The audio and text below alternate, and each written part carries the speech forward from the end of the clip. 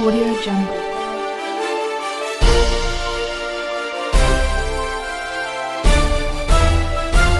Audio Jungle. Appu ಆಸರೆ ನಿರಾಶ್ರಿತರಿಗಾಗಿ ಅನ್ನದಾಸೋಹ ಸೇವೆ ನಮ್ಮದು ಸಹಾಯ ನಿಮ್ಮದು.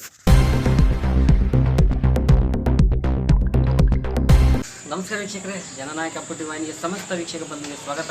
ನಾನು ಹೊನ್ನತ್ ಸ್ವಾಮಿ. ಪ್ರತಿಯೊಂದು ಹಳ್ಳಿಯೂ ಕೂಡ ಸಮಾಜ ಸೇವಕರನ್ನ ಹುಡುಕಿಬಿಟ್ಟು ಆ ಸಮಾಜ ಸೇವಕರ ಮನೆಗಳಿಗೆ ವಿಸಿಟ್ ಮಾಡಿರ್ತಕ್ಕಂಥದ್ದು, ಅದರಲ್ಲಿ ಕೂಡ ಅವರ ವಾಸ್ತವ ಸ್ಥಿತಿ ಹೇಗಿದೆ ಅಂತಕ್ಕಂಥದ್ದನ್ನು ಕೂಡ ಮಂದಟ್ಟು ಮಾಡಿಕೊಂಡು ಇವತ್ತು ಕಾರ್ಯಕ್ರಮ ಕೊಡ್ತಾ ಬಂದಿದ್ದೀನಿ. ಇವತ್ತು ಕೈಲಾದಷ್ಟು ಸಹಾಯ ಸಹಕಾರ ಕೊಡ್ತಾ ಎಲ್ಲಿ ಕೂಡ ಬ್ಯಾನರು, ಫೋಟೋ, ಲೆವೆಲ್ಲು, ಪೋಸು ಇವ್ಯಾವುದನ್ನು ಬಯಸದೆ ತಮ್ಮಷ್ಟಕ್ಕೆ ತಾವು ಇವತ್ತು ಸಮಾಜ ಸೇವೆಯಲ್ಲಿ ತೊಡಗಿರ್ತಕ್ಕಂಥ ವ್ಯಕ್ತಿ. ಬಹುಶಃ ಇವತ್ತು ನಾನು ಬಂದಿರತಕ್ಕಂಥದ್ದು ಸಂಡೂರು ತಾಲೂಕಿನ ಸ್ವಾಮಿಹಳ್ಳಿಯ ಒಂದು ಗ್ರಾಮಕ್ಕೆ. ಮರ್ಯಾದೆಗೆ ಅಂಜಿ ಬರ್ತಕ್ಕಂಥ ಕುಟುಂಬ. ಇವತ್ತು ಅವರ ಜೀವನದಲ್ಲಿ 10 ರೂಪಾಯಿ ಗಳಿಸಿದ್ರೂ 5 ರೂಪಾಯಿ ಜನಗಳಿಗೆ ಮುಡುಪಾಗಿರ್ತಕ್ಕಂಥ ವ್ಯಕ್ತಿ. ಇವತ್ತು ಚಂದ್ರಪ್ಪ ಅವರು ಕೂಡ ನಮ್ಮ ಜೊತೆ ಇದ್ದಾರೆ.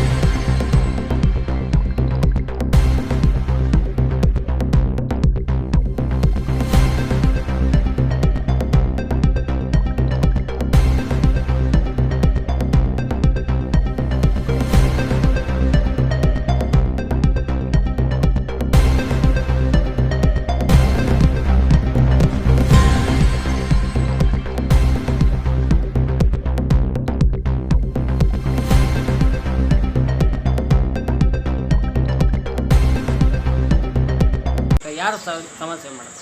ಇದು ಈಗ ಸಮಾಜ ಸೇವೆ ಒಂದು ಶೋಕಿ ಆಗಿಬಿಟ್ಟೆ. ಇದ್ದರು ಮಾಡೋಂಥ ಕೆಲಸ ಇದ್ದರು ಮಾಡಿ ತೋರಿಸ್ಕೋಬೇಕು ಅನ್ನೋದು ಒಂದು ಭ್ರಮೆ ಜನರಲ್ಲಿ. ಅದು ಸಾಮಾನ್ಯ ಎಮ್.ಐ. ಗೋರ್ಪಡೆಯವರು ನಮಗೆ ಹೇಳಿಕೊಟ್ಟಂಥ ಮಾತು, ಯಾವುದೇ ಸಮಾಜ ಸೇವೆ ಮಾಡಲಿ ಅದನ್ನು ತೋರ್ಗಾಣಿಕೆಗೆ ಮಾಡಬಾರ್ದು, ಮನಸ್ಸಿನಿಂದ ಮಾಡಬೇಕು, ಮನಸ್ಸಿನಿಂದ ಸೇವೆ ಮಾಡಬೇಕಂತಂದು ನಮಗೆ ಹೇಳಿರೋದ್ರಿಂದ ಅವರು ಹಾಕಿಕೊಟ್ಟಂಥ ಒಂದು ಬುನಾದಿಯಲ್ಲಿ ನಾವು ನಡೀತಾ ಇರೋದು. ಅವತ್ತಿನಿಂದ ಇವತ್ತಿನವರೆಗೆ ನಮ್ಮ ತಂದೆ ಕಾಲದಿಂದ, ನಮ್ಮ ತಾತನ ಕಾಲದಿಂದ ನಾವು ಹಂಗೆ ಗೋರ್ಪಡೆಯವರ ತತ್ವ ಆದರ್ಶಗಳನ್ನು ಮುಂದಿಟ್ಕೊಂಡು ನಾವು ಕೆಲಸ ಮಾಡ್ತೀವಿ. ಬಿಟ್ಟೆ ನಾವು ಬ್ಯಾನರ್ನಾಗ ಬರೋದು, ಪೇಪರ್ನಾಗ ಬರೋದು ಮತ್ತು ಟಿ ವಿನಾಗ ಬರೋದು ಆ ಒಂದು ಚಾಳಿ ನಮಗಿಲ್ಲ. ಏನೇ ಮಾಡಲಿ ನಮಗೆ ಮನಸ್ಸಿಗೆ ಸಮಾಧಾನ ಆದರೂ ಸಾಕು, ಅಷ್ಟು ಬಿಟ್ಟರೆ ಬದಲಿ ಏನಿಲ್ಲ. ನಾವು ಅದನ್ನು ಮೈಗೂಡಿಸ್ಕೊಂಡಿರೋದು ಗೋರ್ಪಡೆಯವರ ತತ್ವದಿಂದ ಅಂತಕ್ಕಂಥ ಮಾತನ್ನು ನಾನು ಹೇಳಬಲ್ಲೆ. ಎಲ್ಲ ಸಮಾಜದ ಒಂದು ಆಗುವುಗಳನ್ನ ಸಾರ್ವಜನಿಕರ ಮುಂದೆ ಇಟ್ಟು ಪ್ರಾಮಾಣಿಕವಾಗಿ ಪ್ರಯತ್ನ ಮಾಡ್ತದೆ ಅಂತಕ್ಕಂಥ ಮಾತನ್ನು ಕೇಳಿದ್ದೀನಿ. ಆದರೆ ನಾನು ಕೆಲವಾರು ವಿಷಯಗಳನ್ನು ತುಂಬ ಒಳ್ಳೆಯ ರೀತಿಯಿಂದ ಬಿಂಬಿಸ್ತಾ ಇದ್ದೀರಿ. ಅದು ಒಳ್ಳೆಯದನ್ನ ಬಿಂಬಿಸ್ಬೇಕು, ಒಳ್ಳೆಯದನ್ನು ಬೆಳೆಸಬೇಕು, ಒಳ್ಳೆಯದನ್ನು ಉಳಿಸ್ಬೇಕು, ಕೆಟ್ಟದನ್ನು ಅಳಿಸ್ಬೇಕು, ಕೆಟ್ಟದ್ದು ಇರಬಾರ್ದು. ಸಮಾಜದಲ್ಲಿ ಕೆಟ್ಟ ಸಂಸ್ಕೃತಿ ಬರಬಾರ್ದು. ರಾಜಕೀಯದಲ್ಲಿ ಕೂಡ ಪ್ರಾಮಾಣಿಕರು ಬರಬೇಕು ಅಂತಕ್ಕಂಥ ಒಂದು ಮಾತನ್ನು ಈ ಜನವಾಹಿನಿ ಮುಖಾಂತರ, ಅಪ್ಪು ಜನವಾಹಿನಿ ಏನು ಬರ್ತದೆ, ಅದಕ್ಕೆ ಭಾಳ ತುಂಬ ಸಂತೋಷ ಆಗ್ತಾಯಿದೆ. ಅದು ನಮ್ಮ ತಾಲೂಕಿನವರೇ ಆದಂಥ ಹೊನ್ನಸ್ವಾಮಿಯವರು ಎಲ್ಲ ಜನಗಳನ್ನು ಒಳ್ಳೆಯ ರೀತಿಯಿಂದ ಒಳ್ಳೆಯವ್ರನ್ನ ಬೆಳೆಸುವಂಥ ಕಾರ್ಯಕ್ರಮ ಇಟ್ಕೊಂಡವರು. ಅದಕ್ಕೆ ನಾನು ಭಾಳ ತುಂಬದ ಹೃದಯದಿಂದ ಧನ್ಯವಾದಗಳನ್ನು ಹೇಳಕ್ಕೆ ಬಯಸ್ತಾ ಇದ್ದೀನಿ. ಒಂದೊಂದು ಮನೆಗೆ 4 ಮಂದಿ ರಾಜಕೀಯ ಮಾಡೋದು, ಒಂದು ಮನೆಗೆ ಒಬ್ಬರೇ ಇರೋದು ನನಗೆ ಭಾಳ ನೋವಾಗ್ತದೆ. ಒಂದು ಮನೆಗೆ 4-5 ಜನ ರಾಜಕೀಯ ಆದರೆ ಇನ್ನೂ ಇದ್ದರು ಕಾರ್ಯಕರ್ತರು ಯಾವ ಪಕ್ಷದಾಗಲಿ, ಒಂದು ಪಕ್ಷ ಅಲ್ಲ, ಎಲ್ಲ ಪಕ್ಷದ ನಾನೊಂದು ಪಕ್ಷದಲ್ಲಿ ಗುರುತಿಸ್ಕೊಂಡಿದ್ದೀನಿ, ಇಲ್ಲ ಅಂತಲ್ಲ, ನಾನೊಂದು ಪಕ್ಷದಲ್ಲಿ. ಆದರೆ ಎಲ್ಲ ನನ್ನ ಪಕ್ಷ ಹೊರತು ನನ್ನ ಪಕ್ಷನೂ ಅದು ಮಾಡಿ ಎಲ್ಲ ಪಕ್ಷದಾಗ ಕುಟುಂಬ ರಾಜಕೀಯ ಆಗಬಾರ್ದು. ನಾನು ಇರತಕ್ಕಂಥ ನನ್ನ ಇನ್ನೊಬ್ಬರು ಬರಬಾರ್ದು. ನಮ್ಮ ತಂದೆ ಇರೋವರೆಗೆ ನಮ್ಮ ತಂದೆನೇ ಮಾಡಬೇಕು ಕೆಲಸ. ನಮ್ಮ ತಂದೆ ಹೋದ್ಮೇಲೆ ನೀನು ಬಾ ಬೇಕಾದ್ರೆ ರಾಜಕೀಯ, ನಿನ್ನ ಎಬಿಲಿಟಿ ಮೇಲೆ.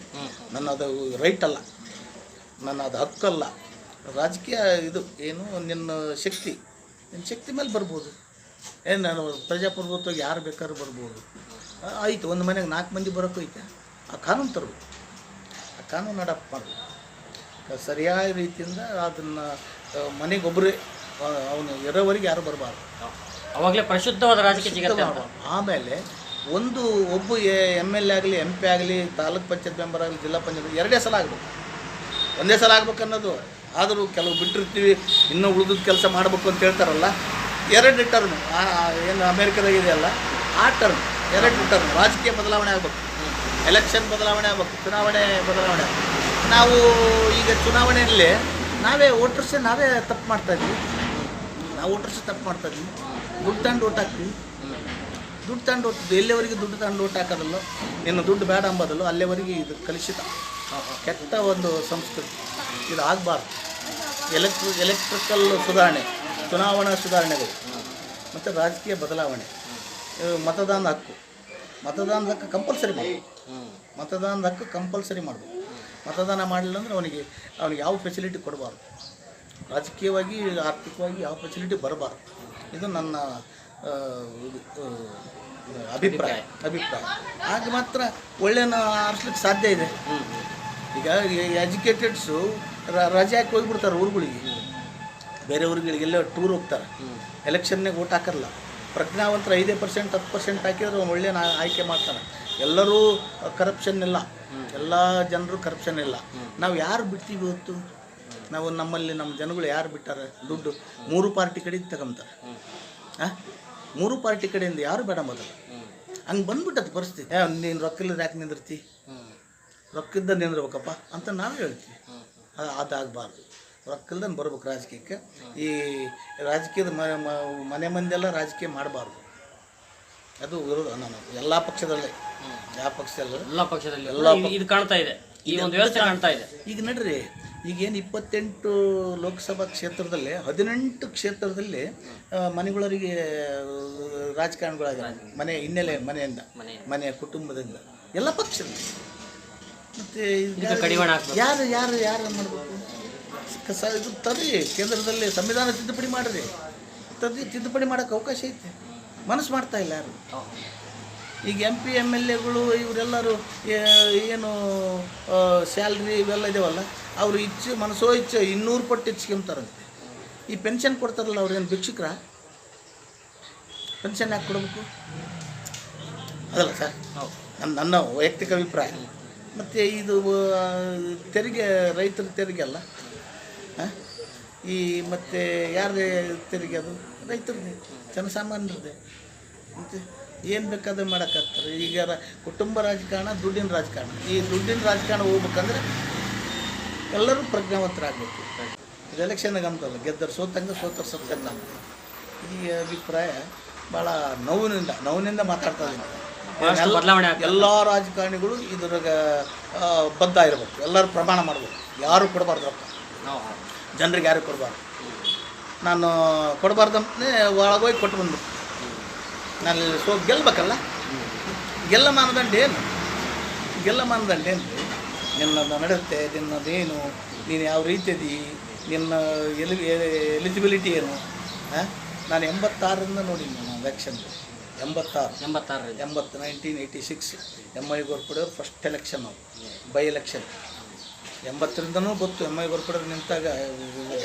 86ರಿಂದ ಸಕ್ರಿಯವಾಗಿ ರಾಯಚೂರು ಎಲೆಕ್ಷನ್ಗಳಿಂದ ನೋಡಿದ್ದು ನಾನು. ಇದು ಹೋಗೋದಿಲ್ಲ. ಹೋಗ್ಬೇಕಂದ್ರೆ ಎಲ್ಲರೂ ತ್ಯಾಗ ಮಾಡಬೇಕು, ಎಲ್ಲರೂ ರೂಲ್ಸೇ ತರಬೇಕು, ಕಠಿಣವಾದ ಇದಾಗಬೇಕು. ರೊಕ್ಕ ಕೊಟ್ಟಂದು ಏನು ಮಾಡ್ಬೇಕು ಅದೇ ಮಾಡಬೇಕು. ರೊಕ್ಕ ಕೊಟ್ಟಂದು ಸೀಸ್ ಮಾಡ್ತಾರೆ, ಆಮೇಲೆ ಅವರು ಏನೋ ದಾಖಲೆ ಕೊಟ್ಟು ವಾಪಸ್ ತಮ್ಮ ಏನಾದಂಗೆ ಎಲ್ಲಿ ಇದೆ ನೀವು ಶಿಕ್ಷೆ ಆಗೈತೆ? ಹಾಕ್ಲಿಲ್ದನಿಗೆ ಅವನಿಗೆ ಇದೇ ಪೆನ್ಷನ್ ಕ್ಯಾನ್ಸಲ್ ಮಾಡಬೇಕು, ಅವನಿಗೆ ಕೊಟ್ಟರೆ ಸವಲತ್ತು ಕ್ಯಾನ್ಸಲ್ ಮಾಡಬೇಕು. ಓಟ್ ಹಾಕಿದಾರೆ 100% ಓಟ್ ಹಾಕಿದರೆ 99% ಹಾಕಿದೆ, ಏನೋ ಎಕ್ಸಮ್ಷನ್ ಇರ್ತದೆ. ಯಾಕೆ ಓಟ್ ಹಾಕಲಿಲ್ಲ ಅಂತಂದ್ರೆ ಅವನಿಗೆ ಕಾರಣಗಳು, ಅನಾರೋಗ್ಯ ಅವೆಲ್ಲ ಅಂಥವು ದಾಖಲೆ ಕೊಟ್ಟು ನೀವು ಎಕ್ಸಮ್ಷನ್ ತಗೋಬೇಕು. ಇಲ್ಲಾಂದ್ರೆ ಇದಾಗೋದಿಲ್ಲ. ಎಲ್ಲಿವರೆಗೆ ನೀವು ಇದು ಮಾಡ್ತೀರಿ? ಅಂದರೆ ಮತದಾನ ಮಾಡತಕ್ಕಂಥದ್ದು ಕೂಡ ಹಕ್ಕು, ಅದನ್ನು ಕೂಡ ಕಾನೂನುಬದ್ಧವಾಗಿ ತಪ್ಪದೇ ಹಾಕ್ಸ್ಬೇಕಂತ ಬೇಕು. ಅವತ್ತು ನೀನು ಸರಿಯಾದ ಜನಪ್ರತಿನಿಧಿ ಆಯ್ಕೆ ಮಾಡೋಕ್ಕೆ ಸಾಧ್ಯ. ಒಳ್ಳೆಯವ್ರನ್ನ ಆಯ್ಕೆ ಮಾಡಲಿ, ಒಳ್ಳೆಯವ್ರನ್ನ ಆಗಬೇಕು, ಒಳ್ಳೆಯವ್ರನ್ನ ಆಯ್ಕೆ ಮಾಡಬೇಕು.